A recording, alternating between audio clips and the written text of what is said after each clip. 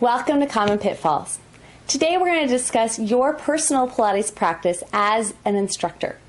So when you're first starting out a new instructor, you have all these self-practice and personal session hours where you are actually doing Pilates on the equipment and you have to log them in.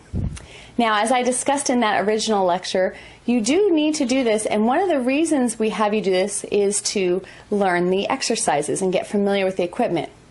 But one of the other less talked about reasons is for you to develop a personal Pilates practice. This is extremely important because as a Pilates instructor, you are putting out there the message that Pilates is good for you. And so you need to practice what you preach and actually be doing Pilates as well. So, oftentimes, as an instructor gets done with those hours, they kind of stop doing them. And that's what I want to encourage you at this point to make sure that you don't do. A lot of times your body's going to get out of shape, you're going to start to feel aches and pains or maybe not look quite as great, which again is going to translate to the clients. But most importantly, you want to just have an authentic, real ability to discuss and relate to the client because you are actually practicing Pilates yourself. So we don't want any hypocrites out there.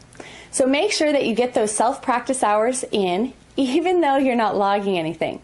And if you're not done with your hours, just keep in the mindset this is a lifetime practice and it's not about reaching that certain amount of number of hours and then being done.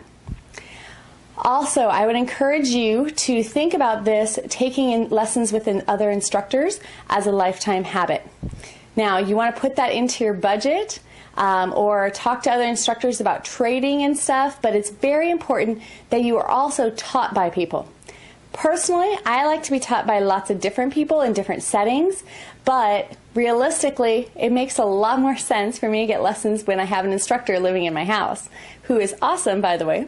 So whatever your situation, you want to make sure that you get to hear other people's cues and the way that they go through and take people through the exercises and the choices that they make for your body, getting feedback on your body, being a client as well. Variety, of course, is better, but you want to do whatever you need to make sure that it's consistent, okay, so that it's a long-term thing. Mary Bowen talks about this all the time, about how she has never gone a week for like decades and decades, 40, 50 years, without having her Pilates lesson. And she's had many different instructors over those years, which is such a testimony to what we need to be doing and such a great example. So I'd encourage you to follow her example and make sure that you're practicing what you preach.